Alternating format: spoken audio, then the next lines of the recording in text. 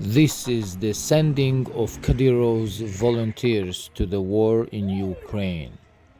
Pay attention to the cry of mothers who do not want their sons to be sent to this war. There are two reasons. First, young people are being forced to volunteer, and people who have nothing to do with the Russian security forces, but the contrary are persecuted by these security forces.